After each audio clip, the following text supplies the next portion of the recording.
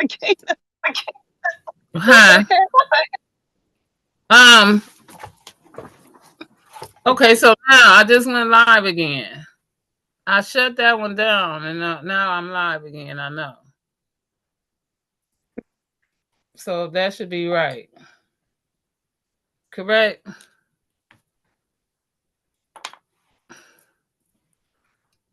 That I think that's the You same do one. know the first time you ended the show, it was ended. This the This same was the show though. you I ended think. the show, right? Yeah, this was. Well, I don't know if it. Hmm. Yeah, you keep saying that, but it's not. Ask the chat. They just said I'm back. Yes, back. Which mean you left. How you gonna get Oh. back if you ain't never went nowhere? Okay, I'm sorry. Okay, we back. Now we back. Now we back. Okay. Oh, Now, am I still choppy or no? no, you sound Okay, perfect. great. Now let's rock. So now we back. Okay. So everybody's gonna catch back up. Why did the Zoom not go in right? I'm not understanding that. The Zoom link didn't go in. Okay, listen, I'm not gonna worry about that. You'll do that part for me. I appreciate you. Please. All right, Right, thank and thank you. All right, thank you so much. So now that we are here, now that we are here, ooh, ooh, ooh. Cosmic Girl, yes. Okay, now that we are here, we are going to start Mm, the presentation, and we are going through. yawn. So let me share. Let me share the screen. I wish everybody was back, but they'll join us soon. Soon, I say soon, I didn't because say when they hear the shit we talking. they don't want to miss this. Oh man. They don't want to Mm, miss this one. Which one? This one. no. Say swan, this one. Where are we going? Oh, We shall be going to our way. 2, 3, 4, 5, 6, 7. But we are on our way. Where are we going? Let me know when you can see the screen. Roger that. All right. So here we go. You see the screen? Yep. All right, here we go.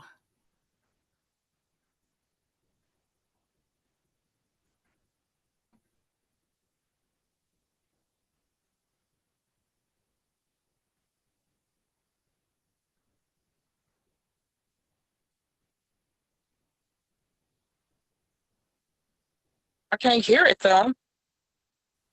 There is nothing to hear at this moment. Oh, okay. Do you want me to sing? No. Oh, thank you very much.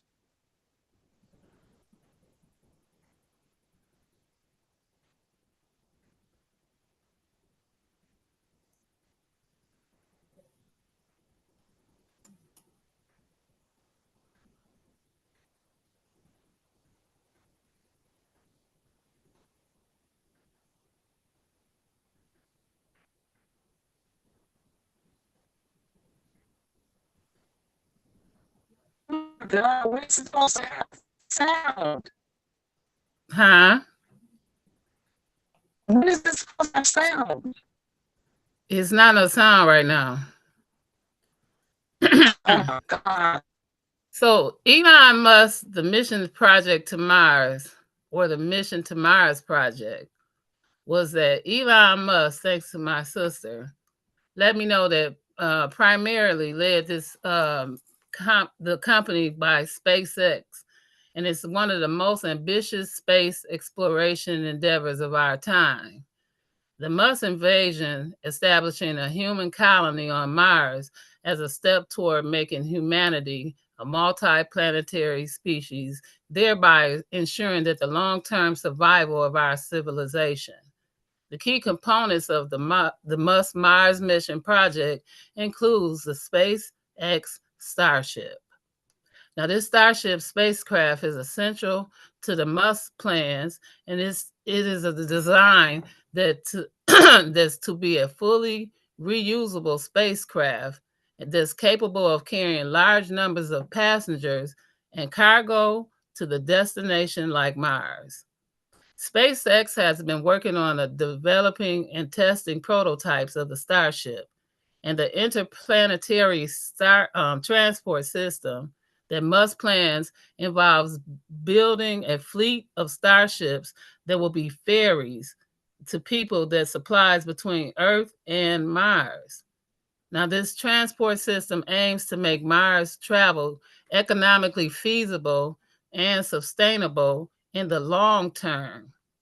So the colonization of Mars that Musk ultimately goes to be established as a self-sustaining human colony on Mars. And this would involve sending multiple missions to gradually build the infrastructure, the habits, and the life-supporting system on a Martian surface.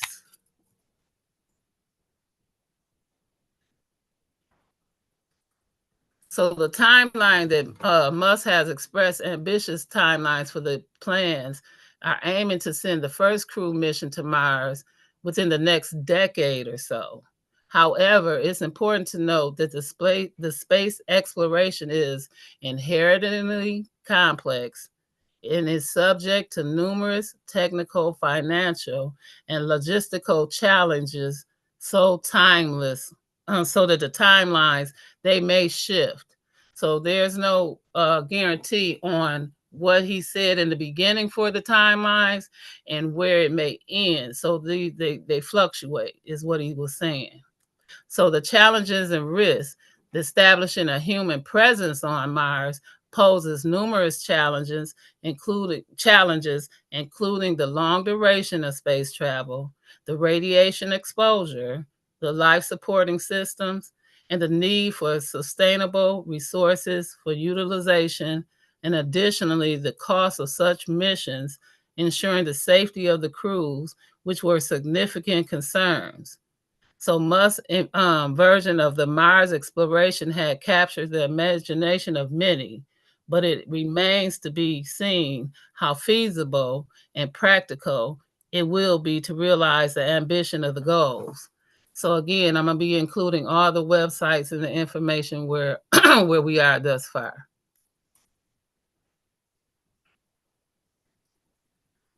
So the simulation of the missions to Mars is a life as you know. The objective of the simulation to the Mars mission was NASA's simulated mission to design to study. And this is the human behavior of health and performance within the environment, and it mimics the conditions of Mars. So these simulations were known along as an analog mission, and they help researchers to understand the challenges that astronauts will be facing during the duration of the space exploration missions. And they focus on things like isolation, confinement, and communication delays. This is called the HERA, and it's the Human Exploration Research Analog. That project, HERA, is one of the NASA analog mission projects where volunteers participate in a simulated Mars mission on Earth. For instance, a recent HERA mission involved 4 volunteers who lived in a ground-based facility for 45 days. They simulated a mission to Mars, and that facility is located at NASA's Johnson Space Center, and is designed to replicate the conditions of a Mars habitat. The NASA selected a crew for the next simulation to Mars, and that's located again at the Mars mission on NASA. And again, you can find that on this. Damn, that's all I got on that. Huh? Damn.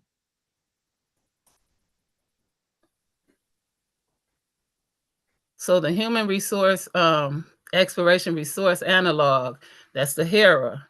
That project is vital, is a vital component of NASA's research into the human spaceflight, significantly designed to simulate the conditions of the astronauts that they might face on Mars and another long duration space travel. The HERA involves ground based missions where the participants live inside small, isolated habitat that mimics the environment of the space missions. And the key features of that HERA project was the simulated environment that was designed again to replicate the spatial constraints, the operational demands of that environmental factors like the artificial day and night cycles of the space mission. These were to help settle the psychological and the physiological effects of the long-term confinements and the isolation. In the duration of the scope, the missions typically last from a few weeks to several months. And during this time, the participants acting as crew members perform tasks similar to those they would on a space mission, including the scientific research, the maintenance, and the simulated emergency situations.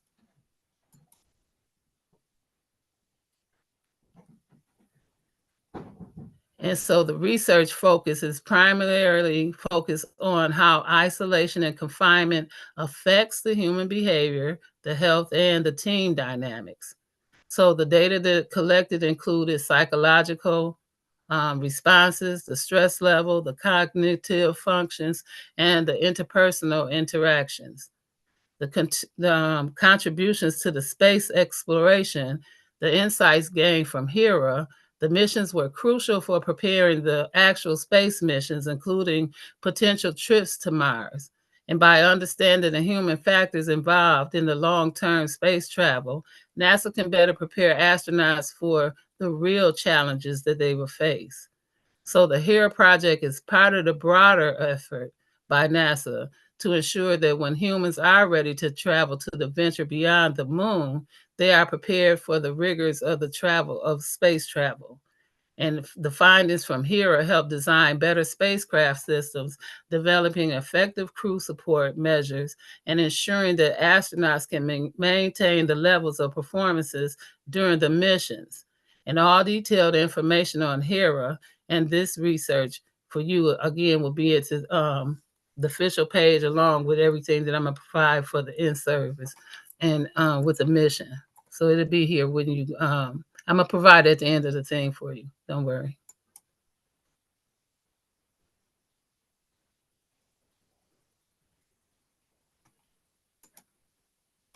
Ever pondered about living on a different planet? Ever imagined how life on Mars might be? Welcome to Smokin' Conversations with Sakina-Ra, while we explore a world where such dreams are inching closer to reality, courtesy of NASA's Human Exploration Research Analog, also known as the HERA simulation. The HERA simulation is a groundbreaking project by NASA, designed to replicate the conditions of a space mission to Mars. It's a meticulous step-by-step process, where every stage is crucial in the quest to understand the feasibility and challenges of space travel. The journey begins with a rigorous selection process. Only the toughest, both mentally and physically, are chosen for this unique experience. These select few are then put through intensive training to prepare them for the challenges that lie ahead.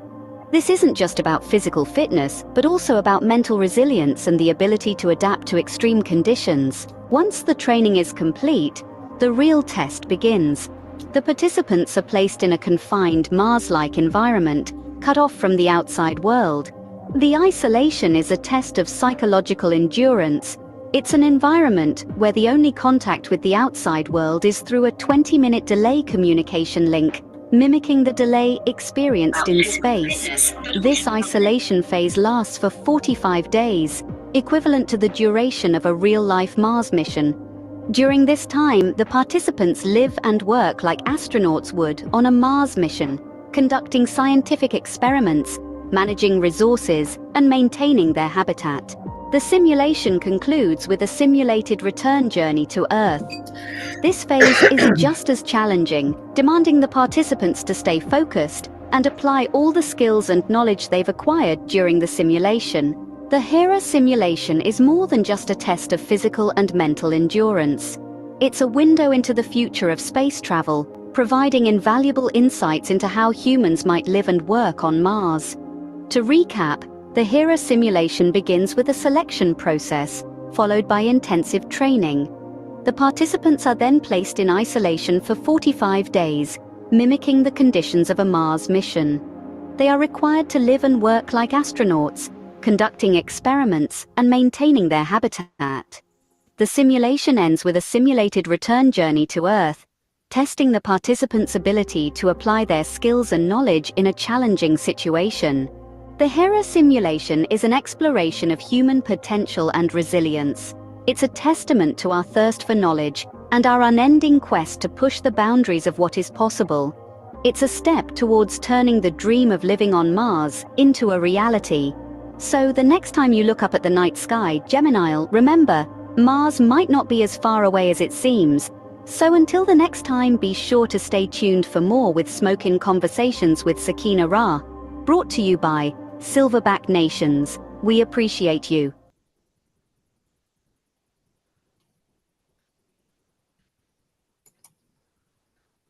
Ever pondered about living on a different planet? Now, Mm. oh, I'm sorry. Did you want to say something? I'm like, my mind is blown. Right. This is Man, this is wild. It is. It is. It's really interesting. So I hope everybody want to go a little farther than what I did, because it's really interesting. Man. It really is. So now the CHAPEA, which is the Crew Health and Performance Exploration Analog. These missions are year-long simulated Mars missions. For example, NASA is preparing for a CHAPEA mission where 4 volunteers will live in a 3D printed facility facing challenges similar to those on Mars, including limited resources, equipped with failures and simulated sidewalks. And these missions aim to prepare for eventual human journeys to Mars, focusing on crew health and performance. And NASA's looking for 4, well, they're not looking anymore, for 4 volunteers that do a year-long simulation on the Mars mission. And the Fast Company is a newspaper company article. So the future plans for these simulated missions are stepping stones toward NASA's goal to send the 4 humans to Mars potentially in the 2030. Excuse me. Those humans are not found yet. Now, before NASA's aim to return astronauts to the moon, which is part of the Artemis mission, that will serve as a precursor to the more ambiguous missions of Mars missions. So these analogs are more critical for testing for life support systems and understanding crew dynamics and developing counter missions. Wait, excuse me, y'all. Let me let somebody in the room right fast. I don't know if you can do that, Jim. Hold on 1 second. Let me exit this for a second. Yeah, nah, I'm kind of limited on the phone. Okay, let me go back in the room. Yeah, I have to go for, yeah. Sorry about that. Okay. Did let him in? Yep, I see 3. Okay. That's Jay Jones. That's my nephew. Can you hear me? Yes, peace, nephew. Hey, nephew. Hey, what's going on? I'm just listening. Y'all do your thing. Okay. Let me get back in. So let me see what this is. Is this my screen I'm sharing? Okay, let me go back in. I don't know if this is, yeah, say this one. Stop share. Let me go back into there. I got a question. Uh-huh. It's a very basic question. Why is Mars red? Do we know? Um, I don't actually remember. I know it was a big red planet. Now, at one point, I thought it was about something that it carried. It wasn't for heat though, Okay. right? It was something that it carried. So Oh, I just thought it was um a natural mineral. now that might be what it was for because I know Right? it was about something Yeah. that it carried, No. right? So that could be what it is. But it is for one of the elements that it carries. Mm, So that part, because people think it's not known for heat though, but it is known for something, one of the minerals or elements that it carries. That's why I wanted to get into the element chart. hmm I know people call it something else, but it is an element chart. And again, that links into what we kind of want to get into. Oh, I'm glad Anthony is here. Yes, so maybe Anthony will come and join the panel, and then he can tell you exactly why it is red, right? Because iron mm, is right, iron. and so this is why right, because I haven't done these things in so long, and as you get older, when we were, I'm sorry, Gemini. Gemini, you breaking up? Oh no. What did you say, Oh, because when we get older, and I'm speaking in school, the we go from one thing from trigonometry, algebra to trigonometry and all these things, and then they start to lead off from math into, so we do math and science, but then we lead off into science from a math standpoint, and then they start to connect, and then you see what I'm saying. And Mm-hmm. so that's how we end up knowing. Some people end up knowing where they're going. Either they're going to be accountants or they're going to be science. You see what I'm saying? Or some of them end up being doctors, but they all aligned in that same thing. So when I end up starting to work in a college and administrative and in admissions, you see what I'm saying? I got a better understanding. That's why I was trying to tell somebody, I think it was Anthony, that I understood it later because I took a math test to avoid taking a science test to pass to get into a class. You see what I'm saying? It made more sense to me then because I understood it then, right? And then when a lot of students had to pass one class because they were going into medical, so they had to take one and then they had to take both. See, in medical, some classes you can't pass with lower than a B. In science, some classes you can't pass lower than a B. You see what I'm saying? People don't understand that. So this is why a career is serious over a job. Because if you can't pass with a B, you think your C's are good, but if you don't pass with a B, you don't pass. This is why I take people 4, 8, and 12 years or so to get degrees, to get that career. You see what I'm saying? Mm-hmm. So when you're Yep. trying to disbar somebody or dismantle or even challenge somebody that got a degree and you have none, that's nerve. You're Oh, good. insulting somebody. You see what I'm saying?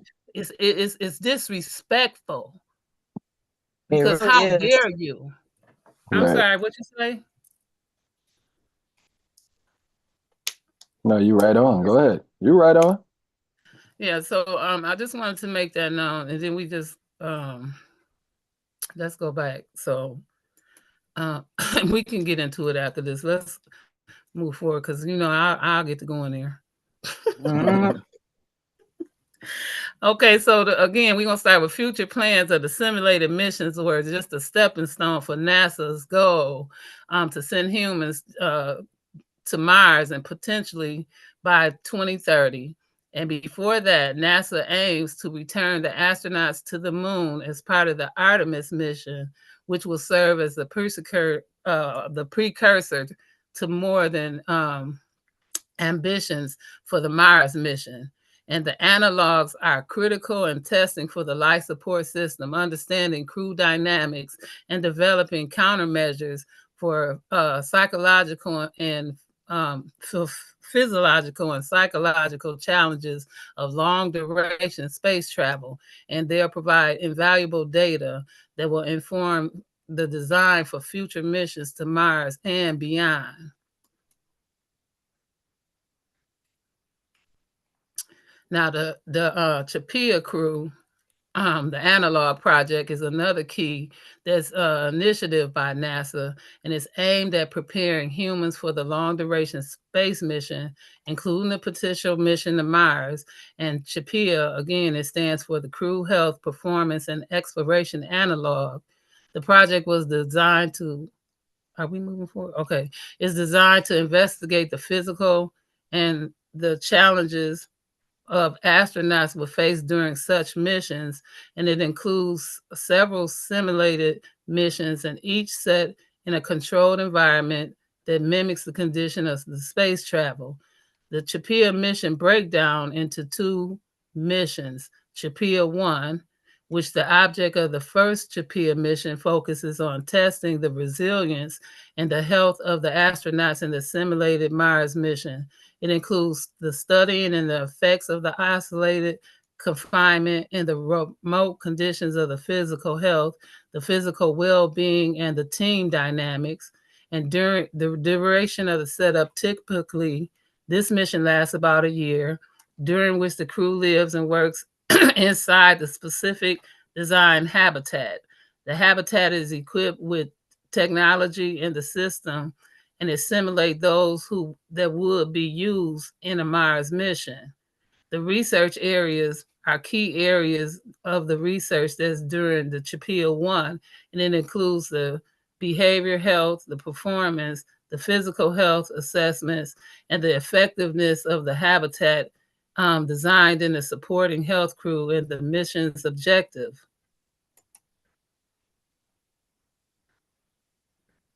Now in CHAPEA 2, the objective of the building and findings from CHAPEA 1, the second mission aims to implement and test the improvements that the habitat design, the life support system, and the crew health protocols.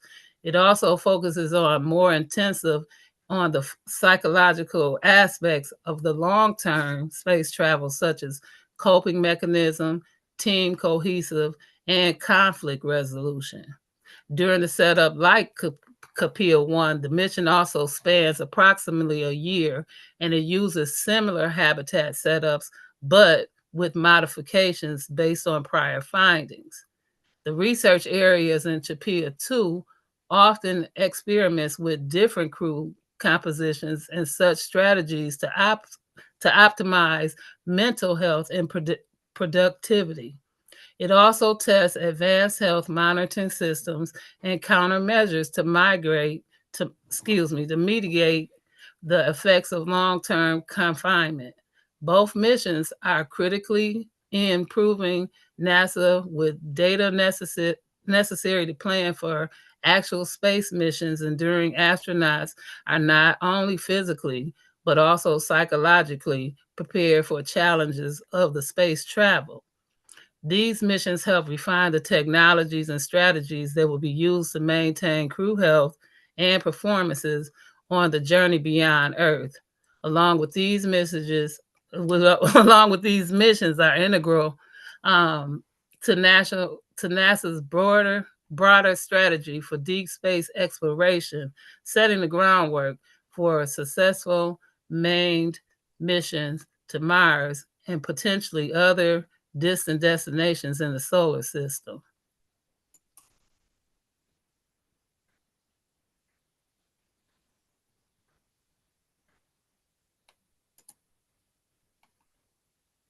Hey, Gemini, have you ever pondered over the significance of health and performance in space exploration? Well, in this clip of Smokin' Conversations with Sakina-Ra, this intriguing topic merges the domains of science, technology, and human endurance. Today, we journey into the enthralling realm of NASA's CHAPEA mission.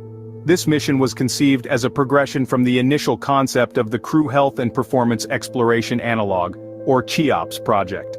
The CHAPEA mission aims to understand the effects of long-duration space travel on human health and performance. It employs more advanced simulations and involves a larger group of participants than its predecessor.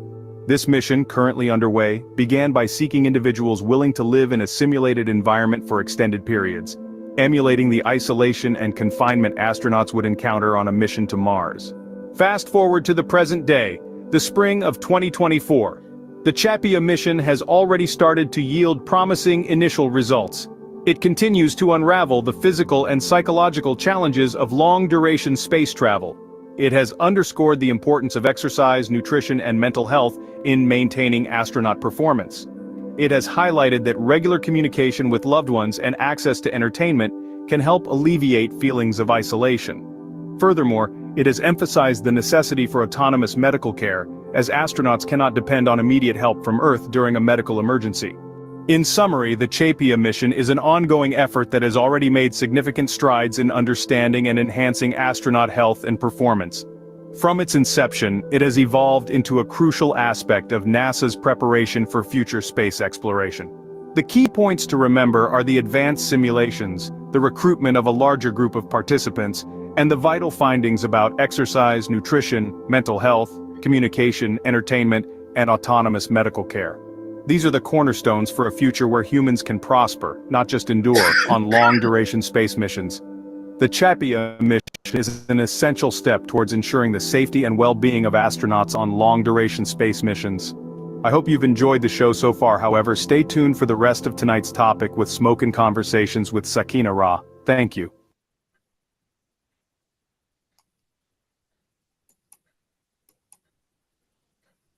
Please don't repeat. All right. Sakina, So, I'm so shocked to hear that this is all they took those people for a cinema. That just boggles the mind because it takes only what?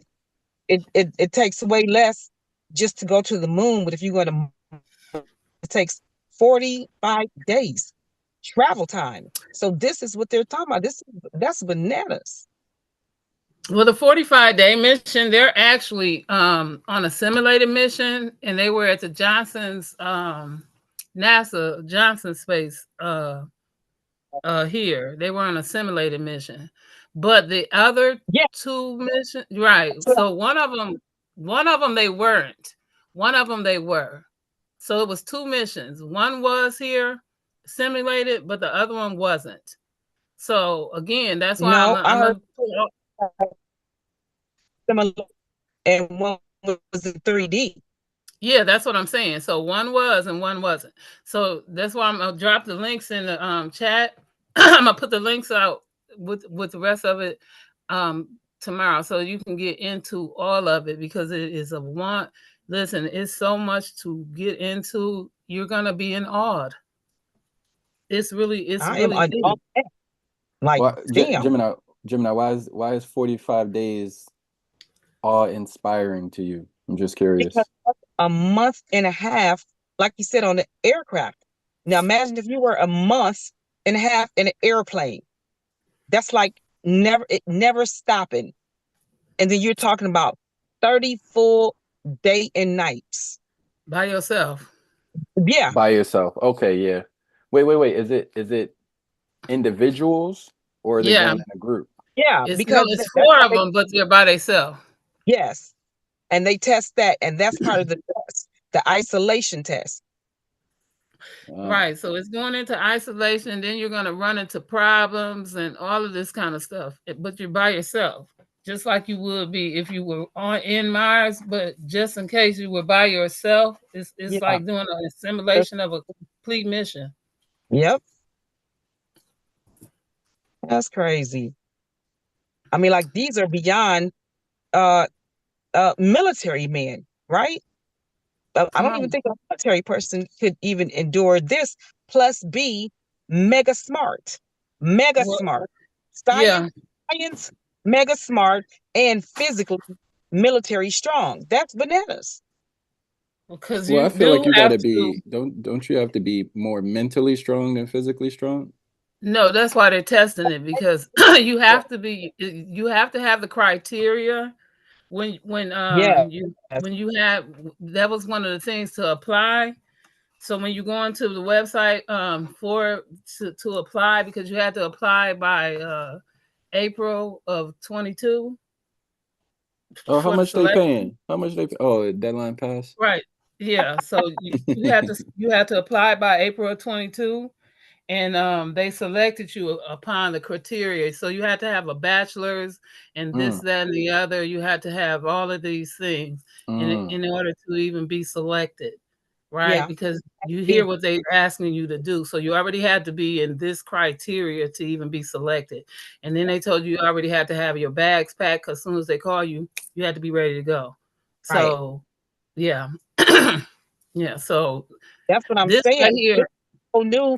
One reason why it's revolutionary, like they're saying, is because to create a human being and subject them to that type of um rigorous, again, beyond super is just bananas. And they're Right. saying that if these people can survive a 45-day trip, this is going to help them revolutionize space travel. That's the whole point of it.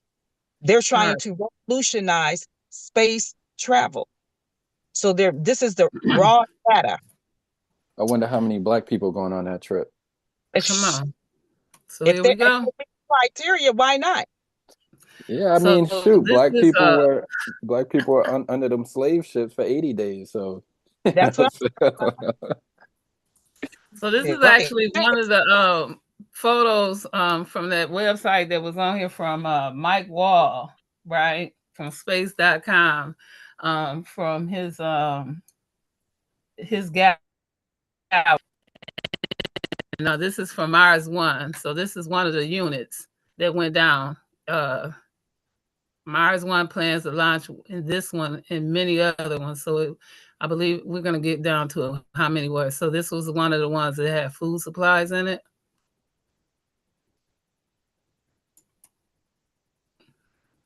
That was in 2016. This was 2018 with Mars One rover scout. Right. So this was to help set up the human colony.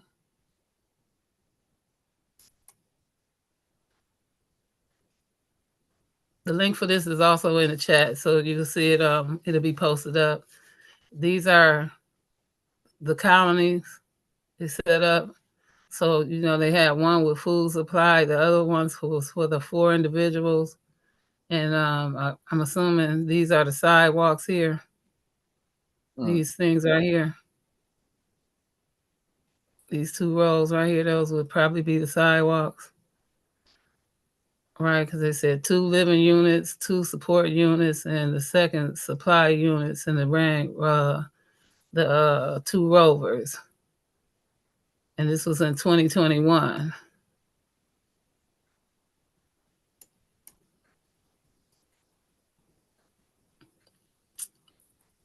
Getting ready for colonize.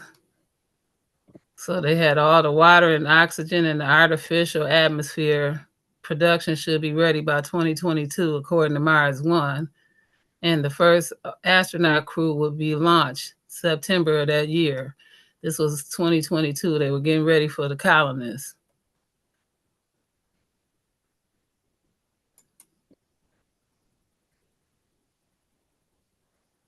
So by 2023, they had boot footprints on Mars, right? They have an astronaut here they're showing you.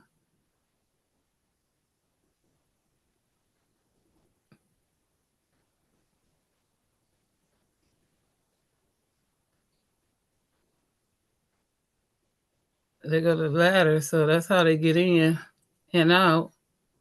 I guess this is where they're going in and out. So it was getting them ready. So that.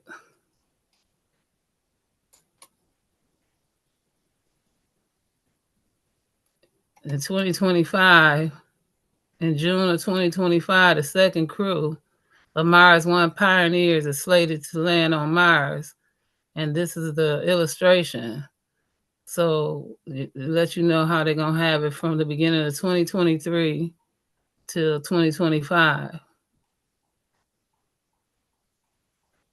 So right now we can really see all the sidewalks. If this is sidewalks, I'm assuming they're sidewalks.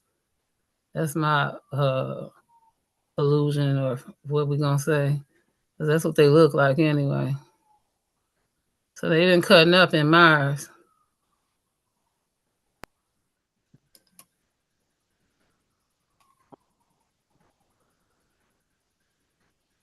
And this was the Mars 1 colony.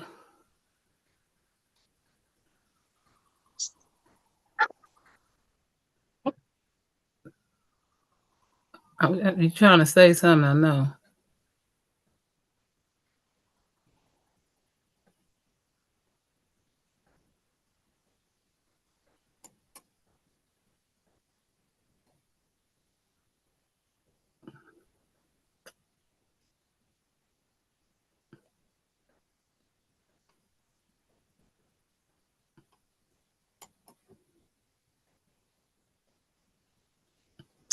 So these are the four that NASA selected to do the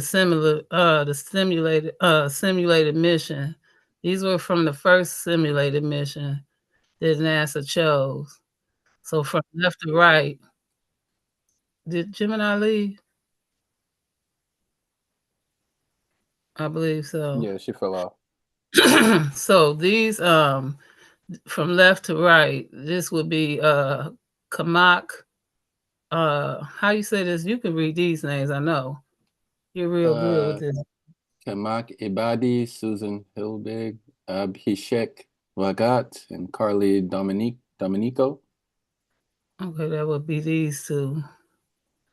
Yeah. Right, so this would be Susan Hilbig, and this would be Carly. Yep. Dominico. Okay, and these are the four. That was the first crew that went up in they went up in they were the first selected, so they went up in 2023. Okay. Yeah, they went up in 2023. I'm waiting on Gemini to come back in. Dang, not one African went up there. We look like we got an Arab, some Europeans, and an Indian. Let me go back for you. Was that them right there on the next page? Huh? Was that them also on the next page? No, actually, no. These right here. Okay.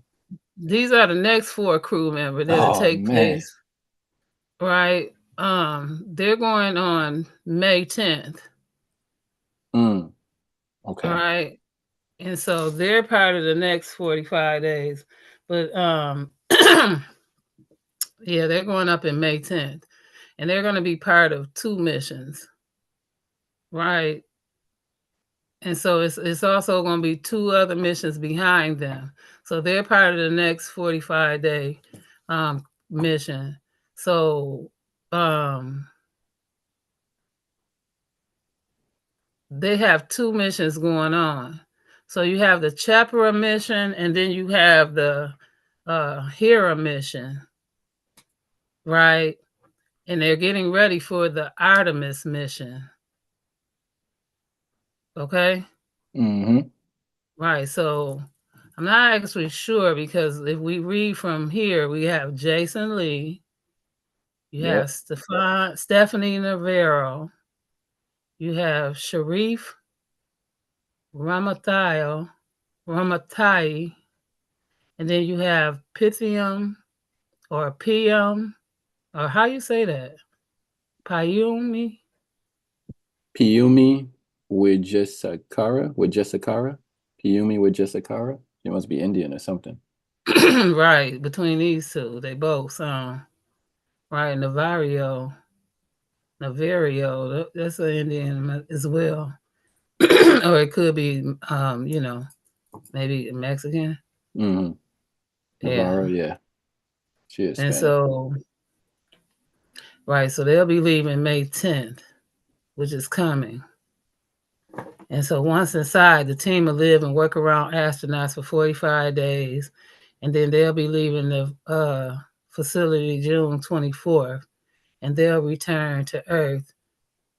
And then 2 missions after that, somebody will follow them this year. So they have another crew leaving, I believe somewhere when they come back in June. And then another one will be leaving and coming back in December. And so that's how that's going to roll out. Right. And so that's what those are. So then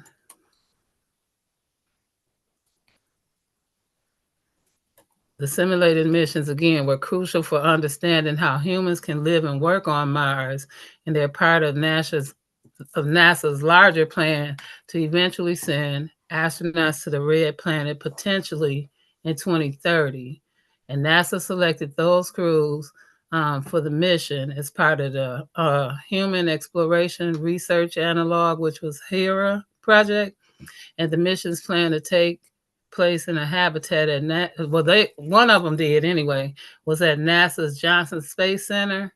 And those volunteers were excuse me, they lived and worked like astronauts, experiencing conditions similar to those on Mars, including the isolation and the communication days.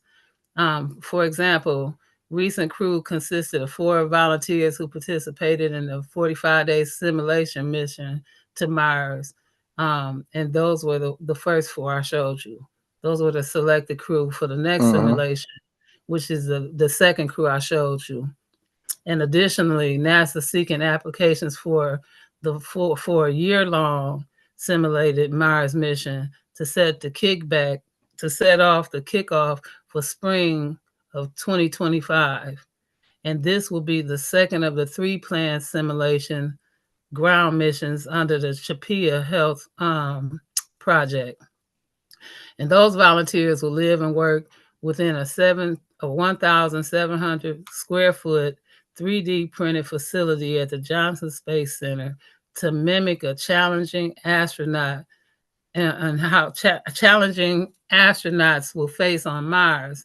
And NASA's looking for the volunteers for a year-long simulated Mars mission. And this, again, is something that's from this newspaper. And so what are the missions that they're talking about?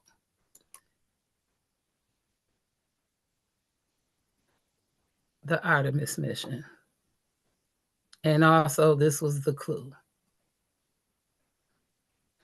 What's the clue? Jay? I got no idea. What you mean? You don't know what the clue is? The clue? It got something to do with a black woman? What's going on? What'd she say? This is the mission? All right, let's just rock. So as you see, future plans for the simulated mission was a stepping stone toward NASA's goal to send humans to Mars potentially in 2030.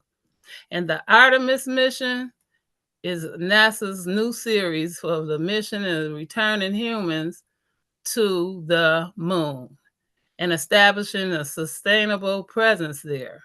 As a precursor to the future, the Mars mission, here's an overview of the Artemis program and its objectives. Artemis 1, the objective was to unscrew test flights intended to demonstrate NASA's new space launch system, the Orion spacecraft. Artemis 1 tested key systems and the spacecraft's ability to orbit the moon and return to Earth safely. So the launch date for the Artemis 1 was in November 16th of 2022. And Artemis 2 objective was its mission is slated to be the first crew mission of the Artemis program, which will orbit the moon with the astronauts aboard. And it will test the Orion spacecraft with astronauts to lunar flyby, assessing the life support communication with the operational capabilities of both the Orion spacecraft and the SLS. And that you have to see when you go up on the page and see the launch for the Artemis mission of 2024, because that one not too long launched off. Right? That one launched off this year, though.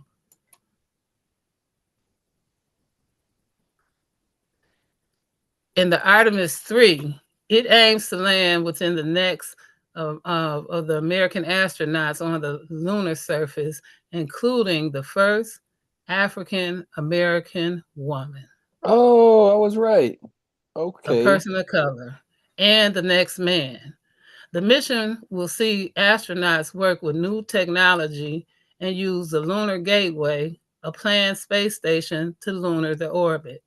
And for the first time to perform moonwalks and collect samples. So the upcoming launch date is targeted for as early as 2025. And the key components was Space Launch System, which is the SLS, and it's a powerful rocket designed to carry astronauts beyond Earth orbit to the moon and potentially to Mars. So the Orion spacecraft is the spacecraft that will carry astronauts to the lunar orbit, providing life support and safe return entry through the Earth's atmosphere. So Gateway is a small space station in lunar orbit that will serve as a multi-purpose outpost orbiting the moon and providing essential support and long-term human return to the Earth lunar surface and serving as a staging point for deep space exploration.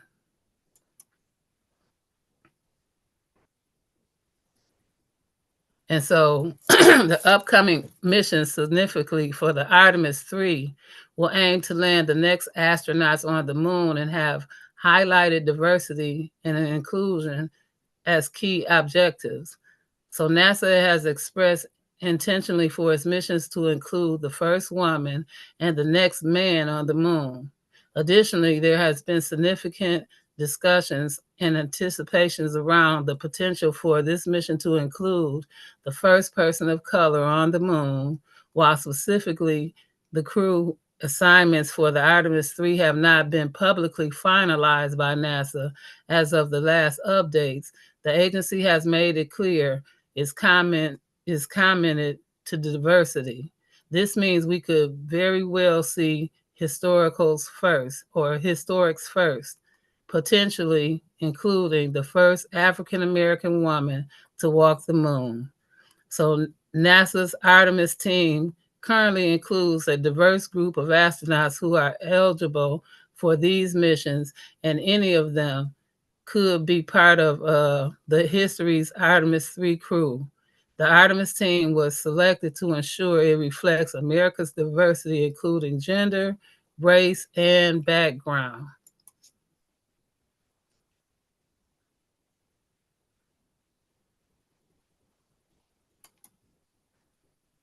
Buckle up, Buttercup and space enthusiasts, for a journey through the cosmos. As we delve into the remarkable Artemis missions, here's a fact to end things off that might amaze you.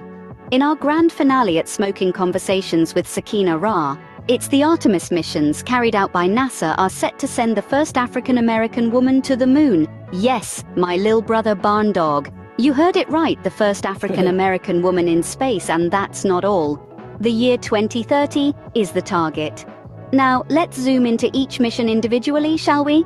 The Artemis program consists of 3 main missions: Artemis 1, Artemis the 2nd, and Artemis the 3rd, each with its unique objectives and outcomes. The first mission, Artemis First, was an uncrewed flight test that pushed the boundaries of human exploration. The mission aimed to test the new systems operating together for the first time. The Space Launch System rocket and the Orion spacecraft worked in tandem, sending Orion around the Moon and back to Earth, a feat that was nothing short of extraordinary. Then came Artemis II, the first crewed flight of the program. It was a mission that made history, as it was the first time astronauts ventured beyond low Earth orbit since 1972. Imagine that, after nearly 5 decades, humans were finally ready to push the boundaries of space exploration once again. But the crown jewel of the Artemis program is undoubtedly Artemis III. This mission is set to land astronauts on the lunar South Pole by 2024, a place no human has ever been before. And in 2030, Artemis III is poised to make history again by sending the first African-American woman to the Moon. This mission will not only expand our understanding of the Moon, but also pave the way for human exploration of Mars and beyond. Now, as we orbit back to Earth from our cosmic journey, let's summarize the key points. The Artemis missions are a series of groundbreaking space explorations carried out by NASA. The first 2 missions, Artemis I and II, tested new systems and pushed human exploration beyond low Earth orbit. The third mission, Artemis III, is the one to watch. Set to land astronauts on the lunar South Pole, a place untouched by human footsteps, this mission will change the course of space exploration. And in 2030, Artemis III will send the first African-American woman to the Moon, breaking barriers and setting new milestones in the process. So there you have it, a brief journey through the extraordinary Artemis missions. These missions are not just about exploring outer space. They are about breaking barriers, pushing boundaries, and inspiring future generations to dream big and aim for the stars. As we look up at the Moon tonight, Gemini, just think, our sister is out there for real. So, with that, let's remember that it's not just a celestial body, it's a symbol of human perseverance, exploration, and achievement. And be sure to like, subscribe, and stay tuned for topics like this and more with Smokin' Conversations with Sakina-Ra, sponsored by Silverback Nations. We appreciate you. Our sister out there for real. Buckle That's up, right, Buttercup and space enthusiast. You coming, Jay? Don't worry. So, y'all, did y'all know the first African-American woman to travel into space on September 12, 1992 was Dr. Mae Jemison? She actually flew into space aboard the space shuttle Endeavour on the mission STS-47. Dr. Jemison is not only significant for her space travel, but also for her multifaceted career. She's a physician, a teacher, and a strong advocate for science education. And her historic flight made her an iconic figure in history of space exploration, inspiring countless individuals, especially young women and people of color, to pursue careers in science and technology. Dr. Jemison her achievements have been celebrated and recognized in numerous ways, including the introduction to the National Women's Hall of Fame and in the International Space Hall of Fame. So for more about her and her contributions, you can explore her on NASA's biology of Dr. Mae Jemison. Y'all. I remember seeing her poster when I was real little. Come on. Yeah. Come on. And so the long-term goals of the Artemis mission is not just about landing astronauts on the Moon, but it's also aimed to establish a substantial presence on the Moon by the end of the decade to enable future missions to Mars. And this includes the potential for discovering and utilizing lunar resources and testing of new technologies that could be applied to the Mars expeditions. The Artemis mission represents a significant step forward in NASA's deep space exploration plans, building on legacy of the Apollo program and settling the stage for future manned explorations of Mars and beyond. And so we'd like to thank the following mentioned for their experiences, journeys, and researches, which were used in this presentation. And it's because of their heroism and the works and the things that have not gone unnoticed. And for that, we appreciate them. And those are all the listings from SpaceX all the way to Dr. May Jemison. I'm sorry. Mm-hmm. So again, I'd like to thank everybody for their viewing and support.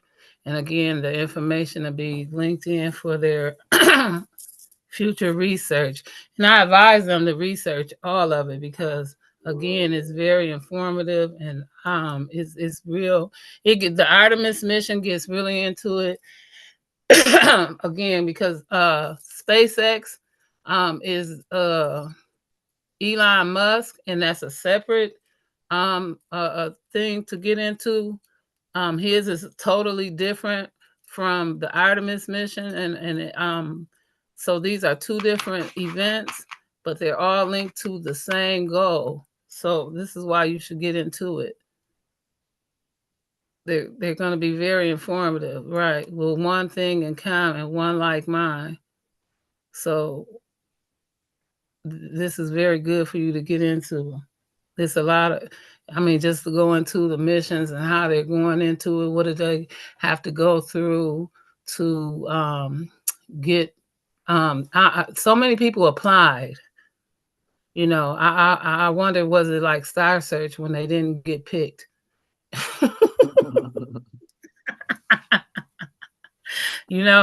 So yes, you're like, they didn't pick me. Yes, but it was, it's just, where is it at so I can come out? Let me just stop sharing.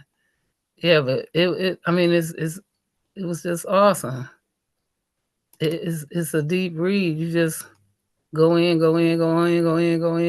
edit, change, because it's just so much, We be like, wow. I'm just curious as to what they're gonna discover from Mars. Like what can we learn about? I don't even want to say the world at this point, just everything from Mars. And then I also wonder, the people that's going over there, I'm a little bit curious about their beliefs. Do they believe in extraterrestrials?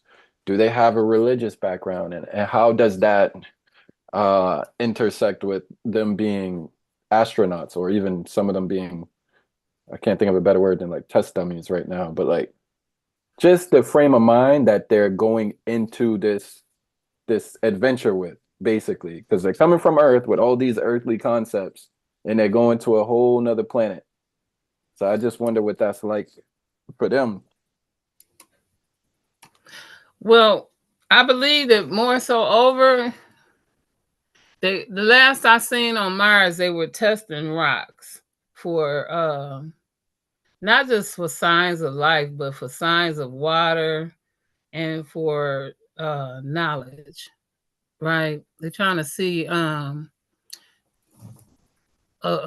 of life. I believe that for whatever reason, they're trying to still see if we the only ones here.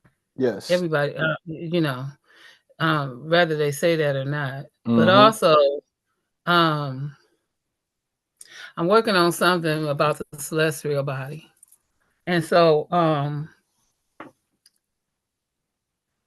that's where I kind of started off earlier. So when we say Isis searched high and low in the story of Osiris, are you familiar? Osiris? You're talking about a little bit, yeah. Okay, so when we say this, we saying high and low searching for a cure. I'm not saying this to say it to get into some kind of spiritual thing, but I'm saying when we say searching high and low for a cure, we're saying we'll look anywhere for understanding, or overstanding or understanding for something. So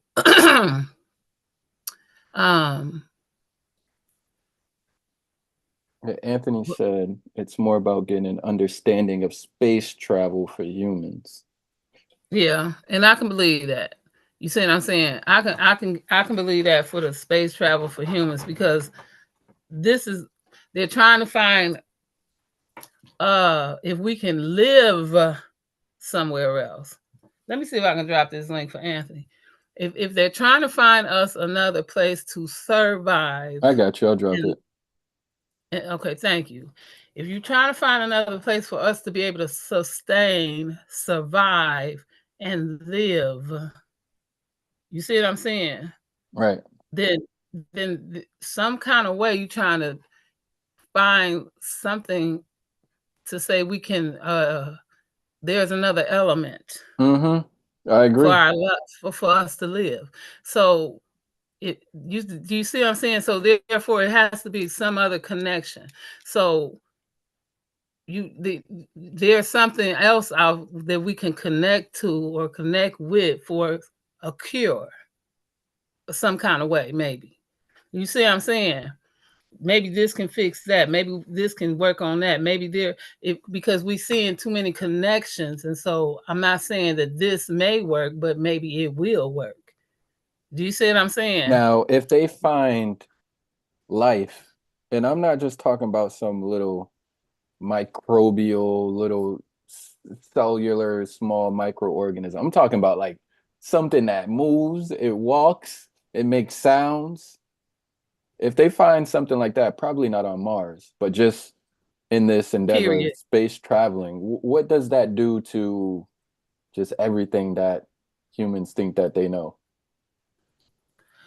But who's to say they don't know?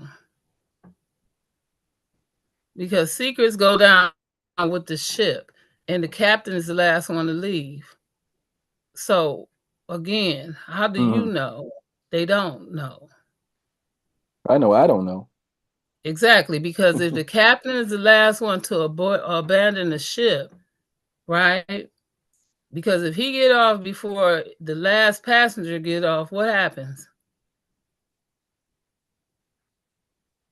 The last passenger gonna find something out.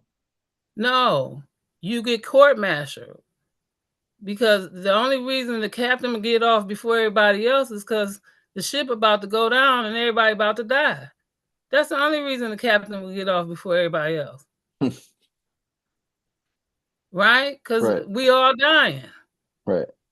But the only reason, unless help come and somebody survive, then the captain gonna die anyway. Why? Because somebody survived. Now he getting court-martialed. Because secrets go down with the ship, and the captain is the last one to get off. Whether the ship is a plane,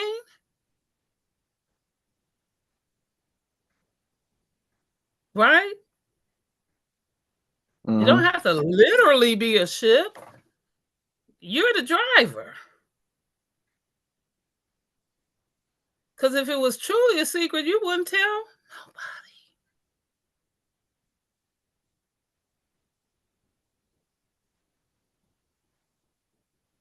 See, when they said nobody knows what your nose knows unless your nose knows what it knows, what do that mean?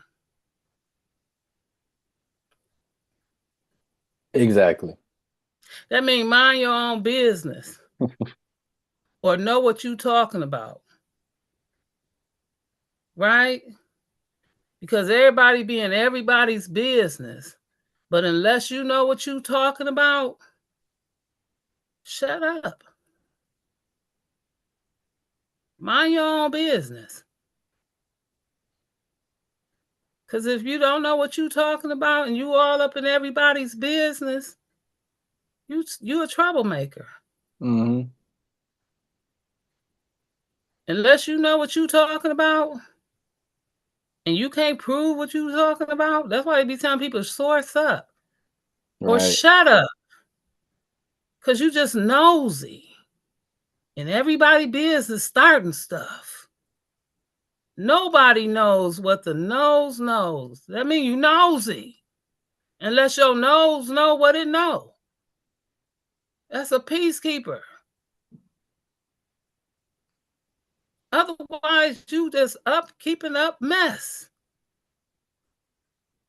The know-it-alls know everything but their business. We need to stop that. That's all it is. We need to stop that. But you know what I'm saying? If we just guessing. I'm not no scientist. I'm just saying maybe. You see what I'm saying? Maybe. Because we've done everything that we can to try to cure. But astrology and what is that word? Astronomy? No, not astronomy. The word is oncology. They both work with imaging and cameras and this and that. And so I'm not sure if they're trying to look at images and similarities and this and that on things and items and whatnot and what have you, but just the biology and the history of things, you know, maybe not. It's intriguing to know anyway, though, right? They said strange bedfellows. So when you have strange bedfellows, those are things that are in common, but not in common, right? And sometimes the things that'll kill you can heal you. And those are strange bedfellows. You see what I'm saying?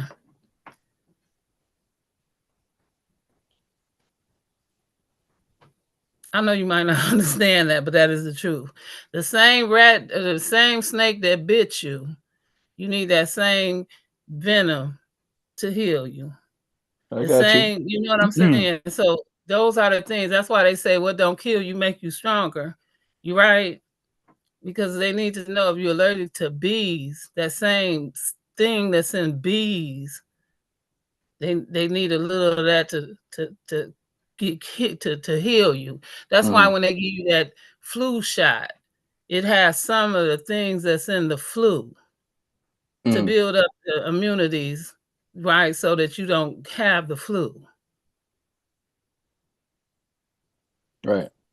You know, and so this is what it is. So that's why science is a wonderful thing. And then people get mad, but at the same time, it's just a bunch of guessing. Well, a lot of stuff is a guess until you say Sherlock, by golly.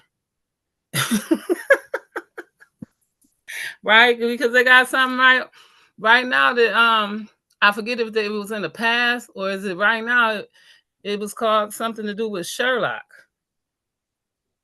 You see what I'm saying? So a lot of things that got its name was because of those reasons, based off of something in the past, or it was named from the past, and then we took it and moved forward.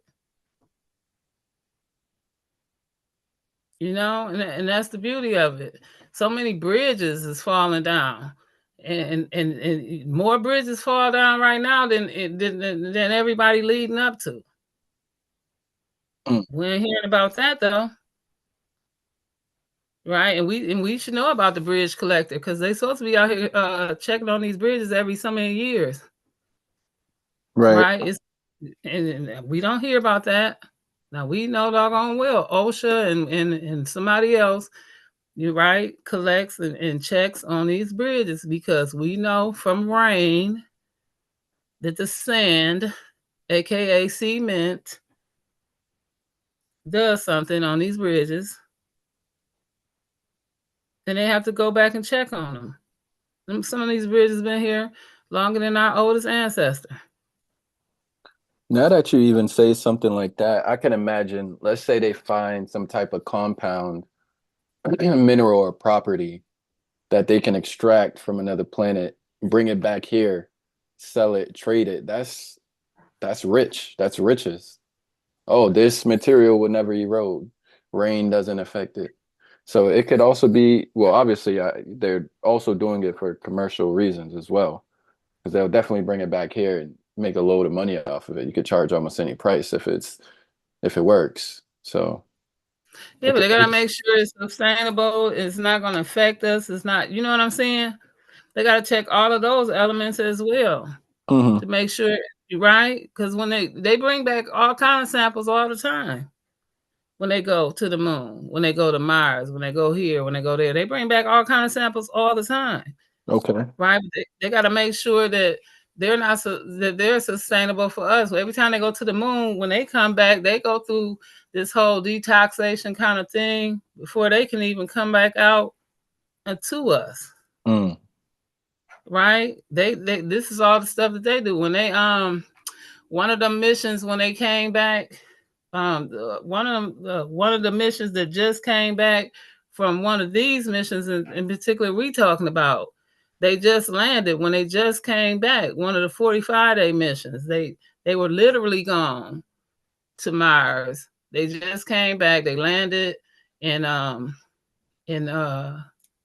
Atlantic. They recently came back. They landed in the Atlantic, and when they come back like that, they have to go through this thing where they detox. When they take their suits off and stuff, they have to detox and get themselves together. They got to live in this like bubble kind of thing for a few, a couple of weeks or something, like, and get all this, because they don't know. Right. They don't know, and because they might get sick coming back into the atmosphere from here. Yep. Because they've been out. So it's a two-way thing for them. It's just so that they don't, get sick. Their immunities might get low and stuff. Another reason why they moving and they setting up these mission bases up on the moon and up on Mars is because they said the lower the gravity, right, the bigger the rockets gotta be. So they setting up the bases on the moon and on Mars is because when they build the rockets, they can build smaller rockets, and then they're using less fuel, and they probably can travel faster. Right? So imagine that one. Imagine what size rockets and whatnot they'll be able to build if they making them this big because we this low. Ain't no telling how big they're gonna be, or you know what I'm saying. When they get up there, they probably making things big as a plate and take off if we can get in it. See what I'm saying?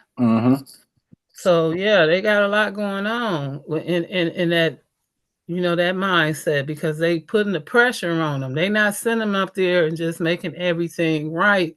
They making the machines half function.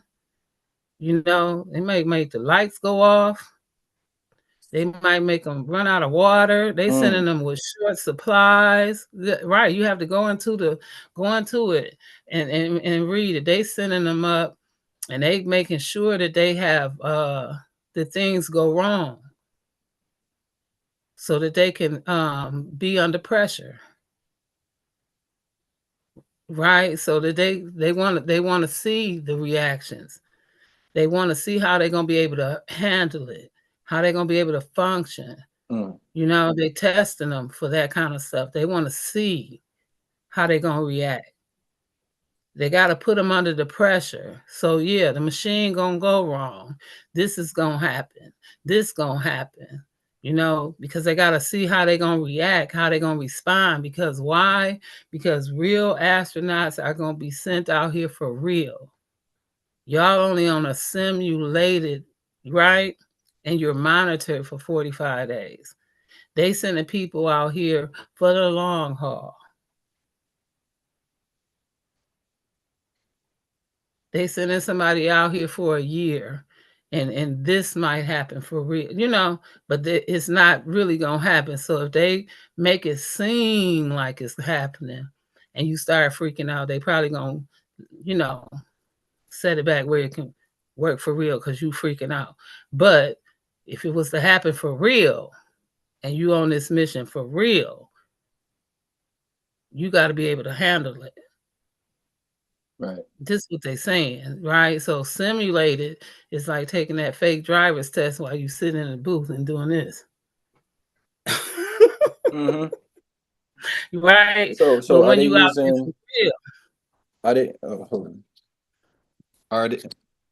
Are they using an augmented reality, or is this like I kind of missed it. Are they putting something on their eyes like a Google Glass or those Apple lens, or are they in an actual physical space? Well, you see those things, that those pods and whatnot that they had, Yeah. they're gonna be in those. So they're gonna be in an actual physical space. It's not gonna be like an Yeah, augmented reality. Okay. yeah, and it's more or less like I believe in the Johnson Center, they almost look like the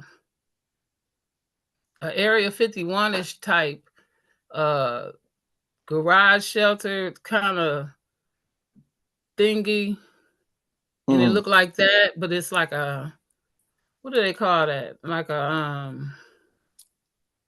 what they call them? Not a hamper. I guess they did call it like a hamper or some kind of thing, where they can close it up, where they put planes in and stuff, and they can close it up and you stuck in there. mm, Because you got to wear all your gear and everything for real, for real. You got to eat that less supply food. You got to really use all that. You got to really use all that. Really, really use it. I mean, it's a straight 45-day mission for real, for real. Like, you really got to live like that. Right? They sending you for real with short supplies, right? So you might have to learn how to ration with yourself, mess around and eat all your food if you want to. You're not getting no more for 45 days. So you're gonna be having to learn self-discipline on rationing, and you know what I'm saying, all this kind of stuff, because going in, or maybe you don't know going in, but you're gonna be coming up short. You mentally, you know that you gonna be having these kind of things. All these kind of things is, anything can happen. Just know that going in. Why? Because this is what you signed up for. right. It's a simulated mission, and everything and anything can happen. So they might even be trying to mentally prepare you for what they call them, asteroid storms, and carrying on. So you could be Mm-hmm. inside and hearing all this noise and experiencing shaking on your, you know what I'm saying? Because these are things that you may have to endure on Mars. You don't endure them on Earth, but you might endure them on Mars. So you might have to deal with your thing shaking and it's bumping all through the night because you done got hit by an asteroid, and maybe one of your Mm. cords or something that fell out in the middle of the night. You know what I'm saying? And who knows, because you're an astronaut, Yeah, right? I could Because see you're them. doing this. Go I could ahead. see I could see them even cutting off the communication for about 6 hours, seeing how And they're that's gonna one of the respond. things too. You're going to have delayed communication of 20 minutes. Mm. Oh wow. So you get to talk to your family and whatnot, um, every other day or every day or something like that, but you're the delayed communication of 20 minutes. Okay. Okay. And that's something else you got to deal with. So this is what I'm saying. I didn't put all of it in there. This is because I want everybody to get into it. You see what I'm saying? Mm-hmm. Yeah, so Yeah. it's gonna be that. You got the delayed communications. You might have problems with, y'all have y'all bathrooms and carrying on. You might have a problem with that. You might have a problem with your water. Ain't no telling. I never lived in space. But you just know that you coming up short. You just know that you have a regular job that you have to do. You got to get out here and walk and exercise. You got to get out here and gather data. You got to get out here, right? You still got an everyday function that you're supposed to be doing, gathering data, but you're gonna have problems. You're gonna have setbacks, because it's testing your mental, it's testing your your endurance, it's testing all of those things. Why? Because the people that's going to be doing it has to be able to go through this type of stuff for years or several years as an astronaut. I guess they're looking for PTSD problems or those kind of problems later on in these people's lives that they might have for an astronaut. Right, because they're looking for longevity travel. This longevity travel has to be, I don't know how long an astronaut has actually traveled, but they talking about some long travel, so it's got to be longer than where they've been going. Yeah, Anthony said it's going to take them 7 to 8 months with the current technology. That's what he just said. See what I'm saying? So, right, and they've been doing this for a minute, so they trying to send somebody by 2030. Yeah, by 2030. And Elon Musk, between his spaceship X and you got this other space, the Artemis, the Artemis, the Artemis. Artemis, the Yep. Artemis and the SpaceX, and they both trying to go up. Well, the SpaceX ain't trying to go up yet, but the Artemis trying to go to the moon. But there's no telling how far advanced SpaceX, because SpaceX that made some steps. Right, the SpaceX have made some steps. So he's saying he said within the next decade, but that was a few years ago. So that next decade sounds closer than the decade. So they sound like they running like this. Head look like close to back, you know.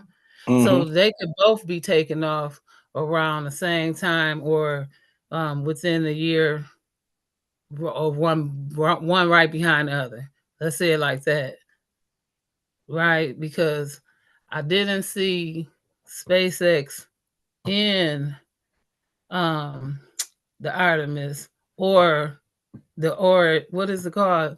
The Orion. That's what it's called. Not the Artemis.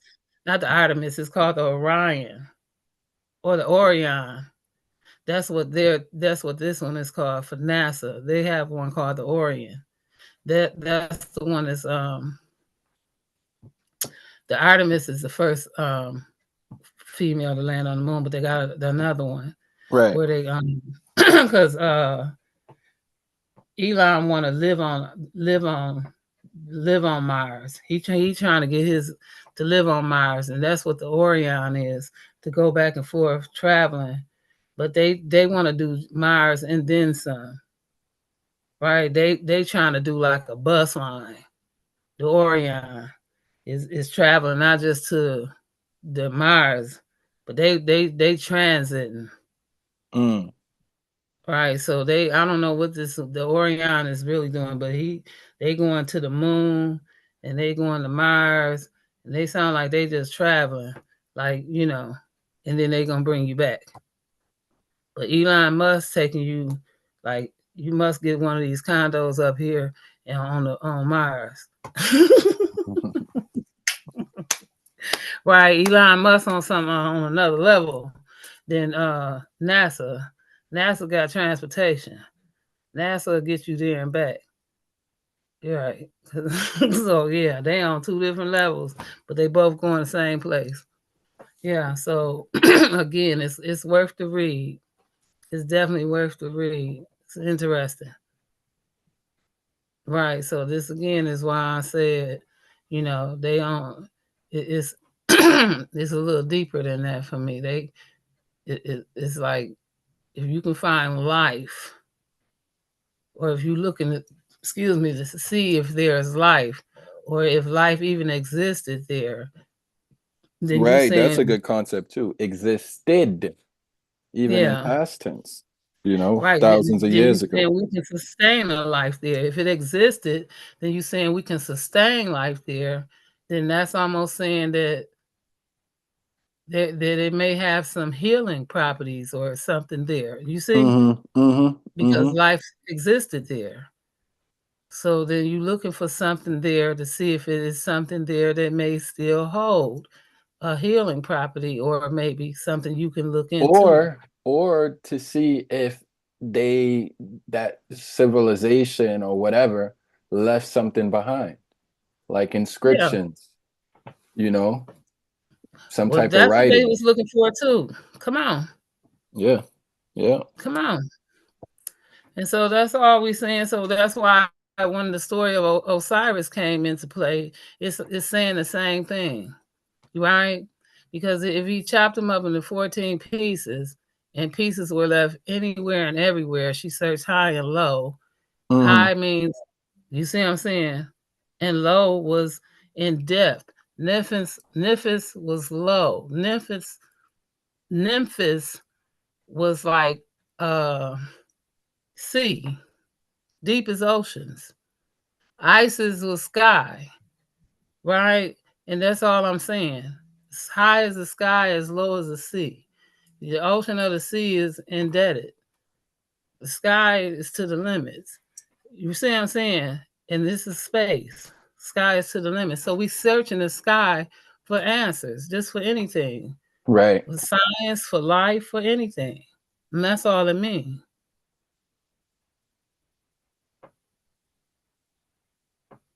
That's all it means. Like when people say the eyes in the sky is the limit. If you're searching for another life, another lifetime, existence. So what are we saying? You see what I'm saying? Mm-hmm. So enjoy the beauty, enjoy the ride. It's elements out here. Gather a thought and bring it in. And stop trying to argue about it. You shouldn't be seeking for a God, just seek for some information. Yeah. Anthony Right? You said, want to teach? There it is. Anthony said, the universe is amazing in itself right now. Most of our knowledge comes from pictures. Being able to lay human eyes and physically touch these things is a different ball game. Come on. Mm-hmm.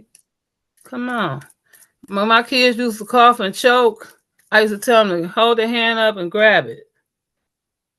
Mm. Right? Catch your breath. Mm. Stop choking, right? Catch your breath. You stop choking. Ain't that something? Ain't that something? Come on. So we need to quit playing. So, I mean, so are they just bypassing the moon and say, we dealing with Mars right now? Because is it true they haven't been back to the moon in like 50 years? yeah. 60 years? That's what they just said. You see what I'm saying? That's why they want to go back. Okay. Right. Because people, so many people said that they were fake pictures, this, that, the other, this, that, and the other. But we got people that actually did go to the moon now, maybe the first time, but there was other trips to the moon. Mm-hmm. Whether the first ones was fake or not, there was other trips to the moon. Okay. So Yeah. we gonna have naysayers all the time. Right.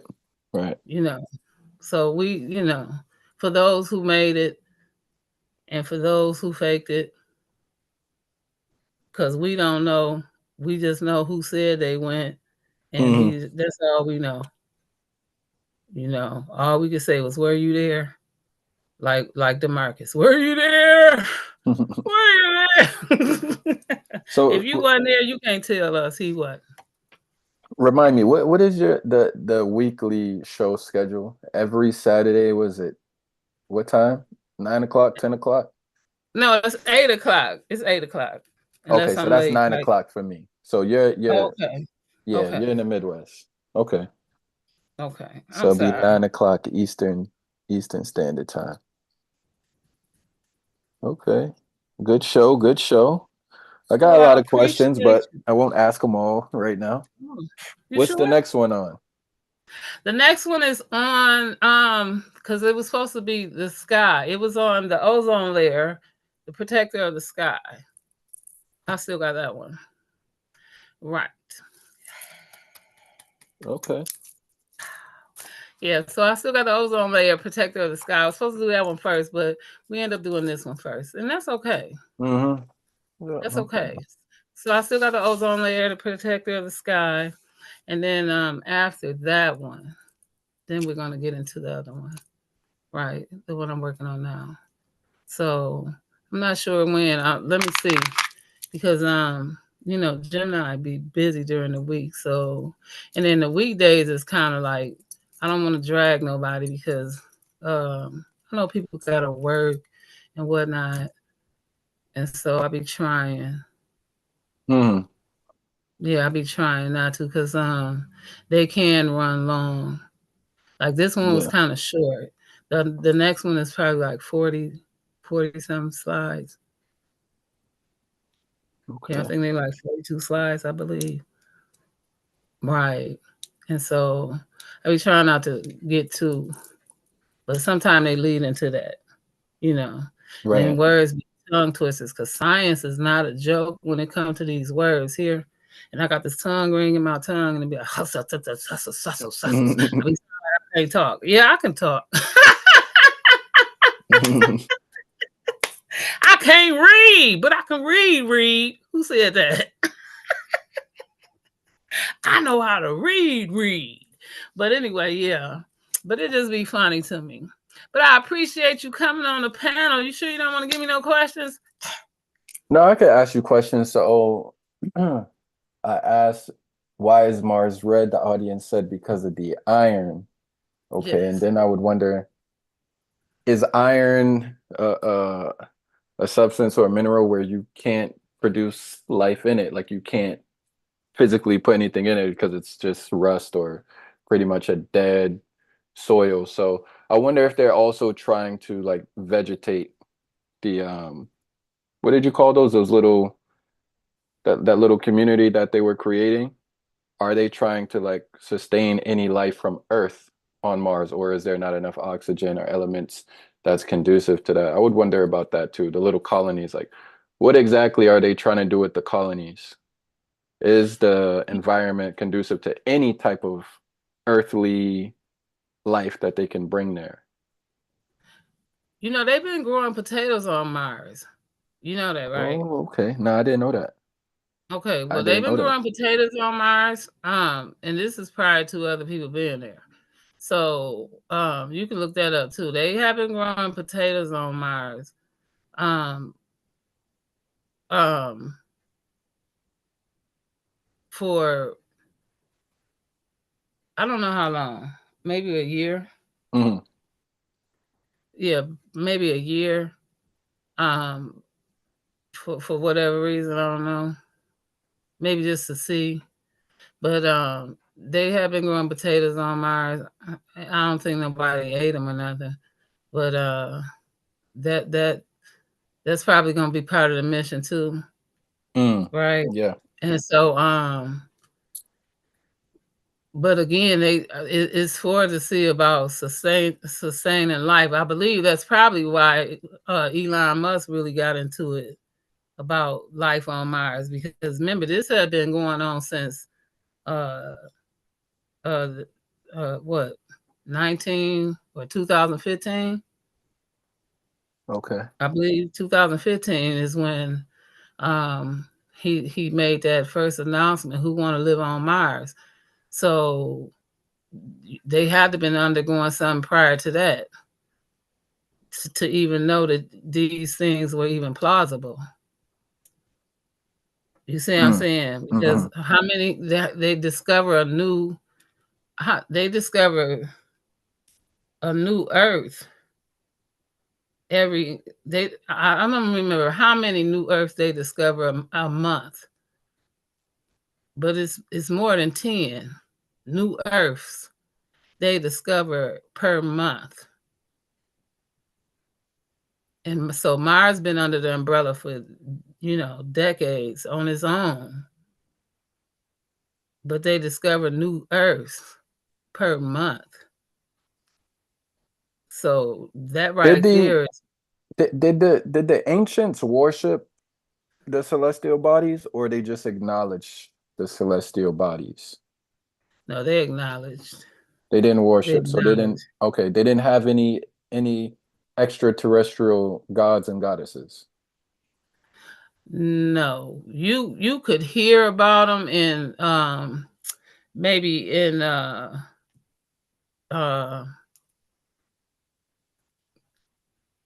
which one of them is Hinduism? and maybe Okay. you could hear about them in I can't think of this other religion that's off of Hinduism, because Chinese have the the dragon, or the dope, what is it called? The doggone dragon, and there's something else they believe in that start with an M. So um you know, because they got they own calendar, but then they have these other deities that they go in with the Buddhism, and then Hinduism have uh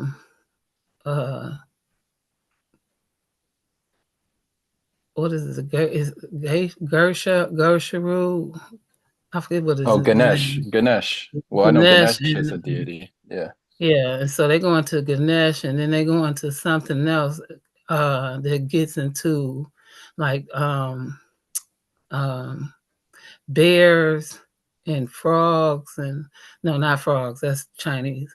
They get into bears and uh uh different types of other like frozen reptiles, um that like have you ever heard of alligators that live in the Arctic, and that they freeze themselves, and then No. they okay, well, they have alligators in the Arctic, and they freeze themselves toward the certain time of year. They stick this happened to alligators and frogs and one other reptile, but they stick their face out of the water. They go to the water and they stick their face out, except for the frogs. The frogs will just go in, and they can freeze. They hold their body temperature, and they can let their body freeze for the winter, and they shut their whole body down to a certain temperature, Mm. and then they freeze with the water, and people think they did, but they're in the water anyway, so you can't tell. And then when the summer or the spring coming and the water gets to unthawing or whatever, they automatically just pop out, or they start biting and killing people, right? So then it made more sense when the Egyptians started talking about passing through or something, and then they started getting attacked by frogs and alligators and all this kind of stuff. Maybe they were over there in the Arctic. Why? Because this is where these animals were coming from Mm. that way, right? Because when the spring comes, these animals start unthawing, and when they unthaw, they just pop out. Now they don't just live in the Arctic, but they live that way, and then they move all the way coming back this way. You see what I'm saying? Yep. But they have that where they can chill their body temperature all the way down, and they hibernate like bears. You see what I'm saying? This is their Mm-hmm. hibernation process. So they live in frozen water. When the water unfreezes, now this don't happen with all alligators and all turtles and all frogs. It only happened with these. Why? Because this is their climate. They can do this. It's something within their system, the way they're made up. They can do this. So you have to look this up. This is the way they're made up. This is their inside makeup, right? And this is what the difference between cosmetics and cosmos, right? See, below we wear cosmetics, but the cosmos are makeup in the universe. Understand the difference? So now this is how they operate. This is them. So when that water unfreezes, they pop out.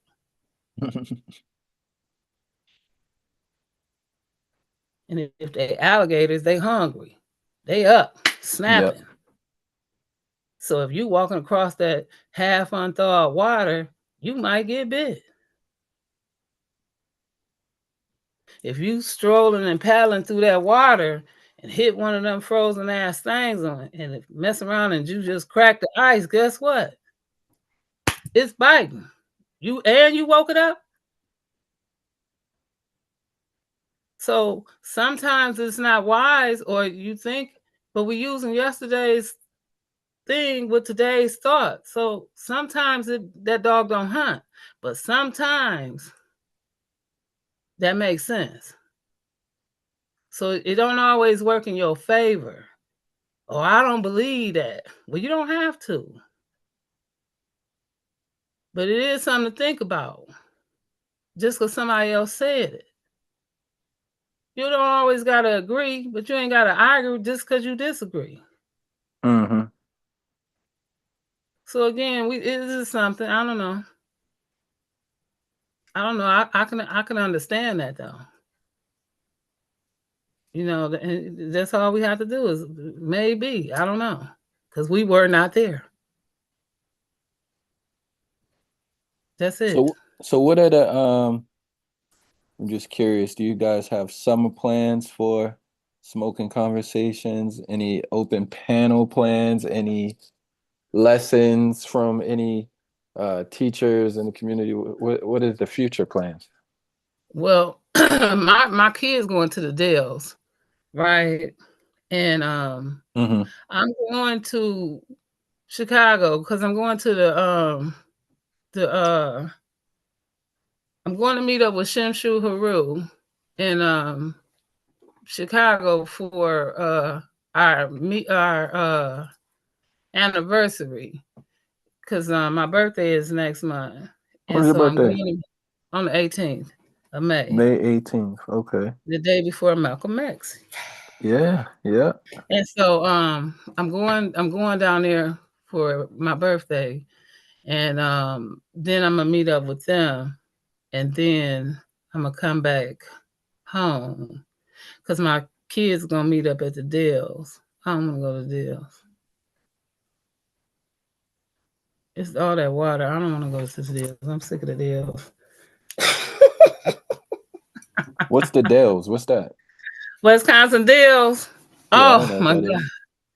Oh, listen, Wisconsin Dells is like a huge J. It's a town that is full of hotels, water parks, theme parks, you name it is there. Okay. It is Indonesia's place. You love it, right? That's the most I can tell you. I mean, I've been there so many times. I don't know what else to tell you. You would have to go. Otherwise, I would just tell you to look it up. I Wisconsin mean, Dells? yeah, Wisconsin Dells. Okay. Dells. Okay. Right. You would actually love it. It's so much to do, it's so much to go, it's so much to see, it's just so much. Right. But you would have to be like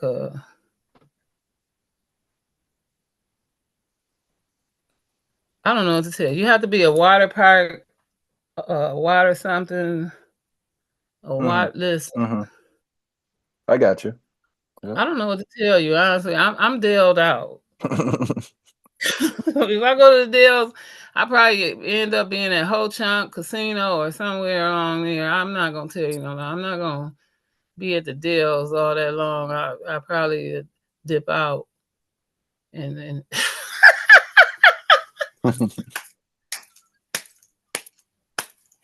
yes. I'm not gonna be at the Dells that long or sit at one of them ain't be Uncle little open them stoves and play chess or something with somebody. Ain't no telling what I do at the Dells.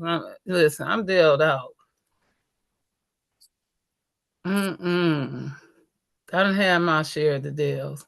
But them kids going, and then they probably go to Mall of America. But I probably stop on my way home because I gotta drive through there, right? So I probably stop and hang out with them for a minute, and then keep on driving because I gotta go that way, right? Because when I leave Chicago, Milwaukee, then I'm gonna hit the Dells, Minnesota, and then I'll be home. So I'm gonna stop, just whatever, and then I'm gonna go ahead and keep moving because I'm dealed out. and you know, it's my grandson's birthday too. So they're gonna be there for a few days. I'm not trying to, yeah. Mm-mm. But you should look it up. It's real nice. I'm telling you, you would love it. I mean, you can't get enough of the deal, especially if you ain't never been. Right? My mom used to love the deals. We would go every year. Look here. Mm-mm. Yeah, I took one trip to the Midwest. I've only been to Michigan though, and I've been to Oh, Indianapolis. I've been out there a couple of times. It's a lot different than the East Coast for sure. I think yeah. it's more slow paced out there. The people were like laid back. I don't know if you would describe them the same way, but I felt like the people in Michigan or Detroit were very laid back people. Um, would you describe it like that in the Midwest? Yeah, they laid back. Yeah. Okay. They laid back. Very Yeah, I laid liked back. it. Yeah. Yeah. Yeah.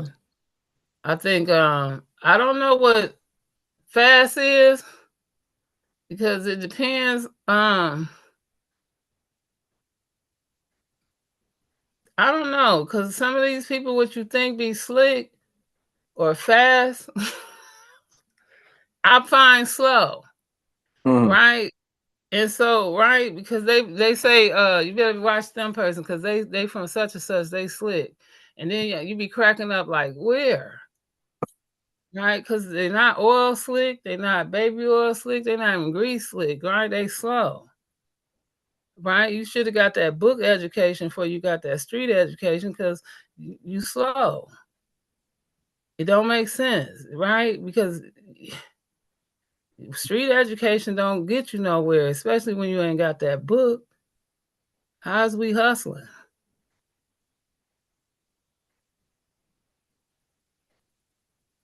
Then they all you doing is talking. And it don't even add up to make sense. All you doing is running your mouth, intimidating people. So it depends on where, right? I don't get it sometimes. Sometimes it's Mhm. just you just cool. And that's all Mhm. you are, cool in your town. That's why I gotta tell people sometimes I ain't from here.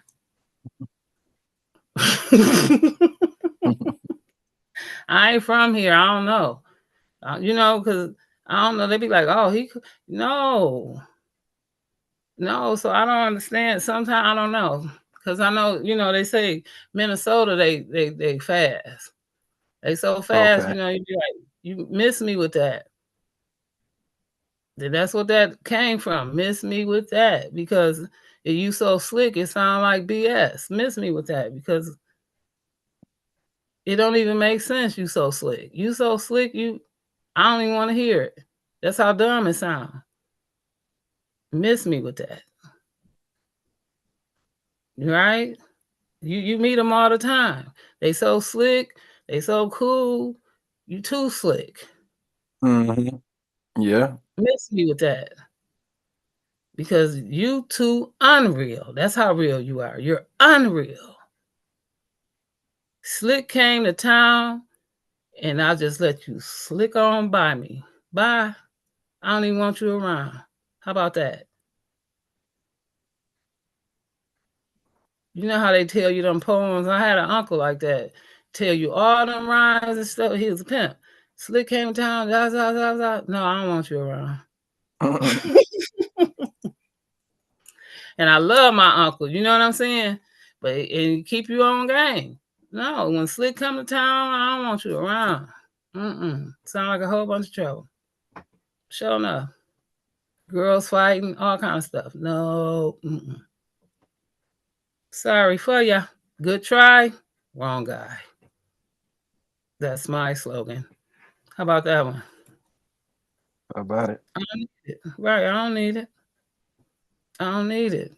Not around me. It ain't that I don't fight. I will. But why should I? I fight for several reasons. And I'm not finna just offer them out. Man, Right? I wish Truist would come join these science shows because this is his thing, man. Right, me too. This is his thing.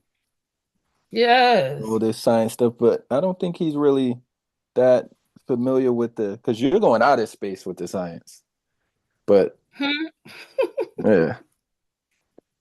I used to be into like the whole outer space thing when I was real like elementary school, and then somewhere along the lines they just stopped teaching it, to tell you the truth. I feel like after 6th grade, they didn't talk about outer space anymore. You start going into just straight up biology, algebra, and all this other stuff. They keep you on Earth after you leave elementary school. But yeah, I wish I would Yeah. have kept exploring it, reading more books about it. Man, my mind could have been so different, but it's not too late yet. I still No. find it interesting. And that's what I appreciate. We just need to keep ourselves grounded, but yet stay, because I think this is a part of where we losing our whole, maybe our whole connection. Universal meaning we're a part of each other. We're a part of something greater. We're a part of something bigger. Yeah. Right. And this is what I want to try to help us reconnect and look at the beauty of it from all the way up to all the way down and all around. And that's it.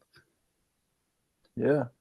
I don't want to get into all of the intricate details and all of that because I don't know all of that. It's not too late to learn.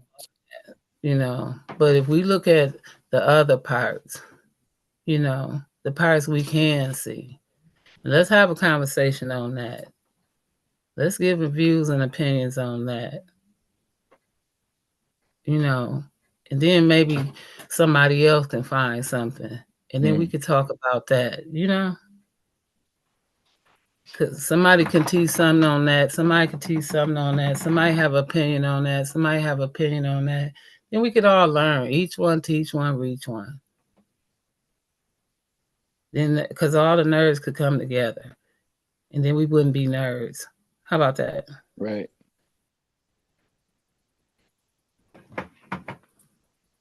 And that's what I can end that with. So I so appreciate you, nephew. Right, because I learned so much at the RTG. Yes. I do. Yeah, I do, because that's what you learn all over the place, precept by precept. A little here, a little there. I gotta get it. I learn from everybody. I'm not finna sit here and lie about it. I learn from everybody. And when they start that arguing, carrying on, I'll be like, time to go. Bye. Close my piano. Time to go. Yeah. Yes. Unless you're messing with somebody, and be like, hey, y'all ain't being fair up there. Wait a minute. That's not fair, But other than that, yeah. Because we not finna be, it's got to be fair. I'm not the fair police, but sometimes I feel like the fair police. Yep. My eye police, hold on. You ain't fair. But other than that, yeah. Because sometimes, who gonna do it? We supposed to be here for each other. We ain't by ourselves. We not even supposed to be here by ourselves, But, who gonna help us? You never know who gonna stick their neck out and say, wait a minute. We ain't saying that something, get shot for nobody. No. But come on, y'all. It's bigger than us.